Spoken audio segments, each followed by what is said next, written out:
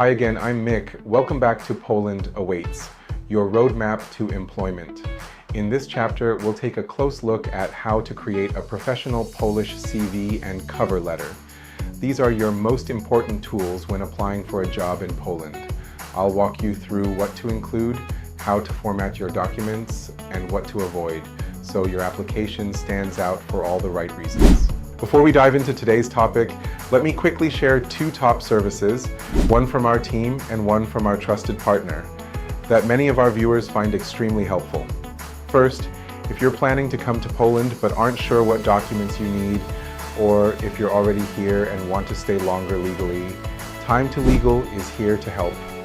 We assist with national visas, temporary residence cards, work permits, and offer personalized consultations to help you live and work in Poland legally. You'll find the link to our website in the description below. Second, if you're looking for a job in Poland, our reliable recruitment partner will help you find a suitable offer. You don't pay for the job offer. They also support you with all the documents needed for legal employment, saving you time, energy, and stress. Most jobs come with free accommodation and many include free meals. So you start saving from day one. And here's the good news. There are also job offers available for candidates with no prior experience and even without knowing the Polish language. So if you're just getting started, don't worry, there's a place for you too. Found a vacancy that fits you, send your CV, not sure which offer is best, submit a short application and they'll help you choose. The link to their job offers is also in the video description. And now, let's move on to today's main topic. When applying for a job in Poland, your CV or curriculum vitae and your cover letter are your first chance to make a good impression. Employers expect well-structured, clear, and relevant documents that are tailored to the specific role. While the overall format may be similar to what you're used to, there are some important details that make Polish application documents unique. Let's start with the CV. A standard Polish CV should include several key elements. First is personal information.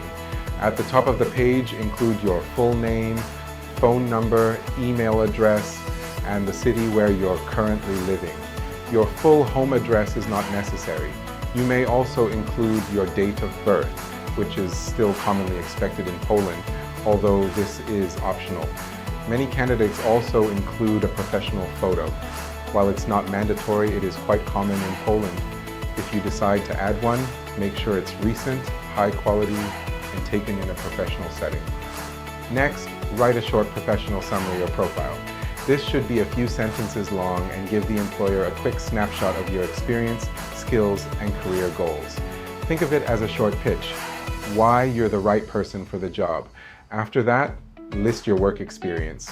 Always start with your most recent job and work backwards. For each position, include the job title, company name, city, and the dates you worked there. Add a short description of your responsibilities and, if possible, include specific achievements or results. Quantifying your impact, such as increased sales by 20% or reduced customer complaints by half, can really make your experience stand out. Then include your education. Again, start with the most recent degree and work backwards. Mention the name of the institution, the type of degree you earned, and the dates of attendance. You can also add any relevant coursework, academic projects, or awards. A good CV should also highlight your skills. These may include both hard skills, such as language proficiency, computer programs, or technical expertise, and soft skills like teamwork or communication. For language skills, it's helpful to use the CEFR scale and, for example, Polish, A2, English, C1. You can also add a section for certificates or additional training. This is especially important if you've completed courses that are relevant to the position you're applying for. Including interests or hobbies is optional, but it can help show your personality, especially if the activity reflects something valuable for the role, such as volunteering or team sports. One more very important detail. In Poland, it's common and often required to add a consent clause at the end of your CV. This gives permission to the employer to process your personal data for recruitment purposes. Without it, your application may not be considered. The standard wording is, I hereby consent to the processing of my personal data contained in my application for the purposes of the recruitment process in accordance with the Act of 10th of May 2018 on the Protection of Personal Data and Regulation, EU 2016/679 of the European Parliament, GDPR. Now let's move on to the cover letter. This is your opportunity to explain why you're a great fit for the role and why you want to work for that particular company. A good cover letter doesn't just repeat what's on your CV, instead it adds context and shows your motivation. Start with a short introduction stating who you are, what position you're applying for, and how you heard about the job. Then in the next section, explain why you're a strong candidate. Highlight your relevant skills and experience and provide examples of how you've added value in previous roles. Try to match what you say with the specific requirements listed in the job posting. After that, explain why you want to work for this company in particular. Show that you've done your research, mention something about their values, their mission, or a project they're working on that interests you. Employers want to see that you're genuinely interested in them, not just looking for any job. Finally, close the letter by thanking them for considering your application and expressing your interest in an interview. Keep your tone professional and polite. Now let's talk about formatting and structure. Your CV should be 1 or 2 pages maximum.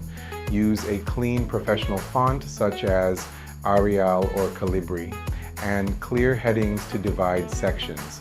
Use bullet points where appropriate, especially in the experience section, to make information easy to scan. Your cover letter should fit on 1 page and follow a similar clean, structured layout. There are also some common mistakes you should avoid when applying for jobs in Poland. One of the most frequent issues is submitting documents with spelling or grammar mistakes. Double-check everything, or better yet, have someone else review it for you. Avoid including irrelevant personal information like marital status or religious views. Don't use the same CV and cover letter for every job. Tailor each application to the specific position. Employers can tell when an application is generic, and they usually won't respond to it. Another common problem is making your CV too long or too crowded. Focus on what's most relevant for the job and keep things concise. If you include too much, it may be hard for the recruiter to find the key information. And finally, don't forget the consent clause at the end of your CV. Without it, your application may be automatically rejected, even if you're a perfect fit for the role. That's it for Chapter 6 of Poland Awaits. Now you know exactly how to create a clear professional CV and a strong cover letter that meet the expectations of Polish employers. In the next chapter, we'll talk about how to prepare for a job interview, including what questions to expect and how to present yourself confidently. See you in Chapter 7.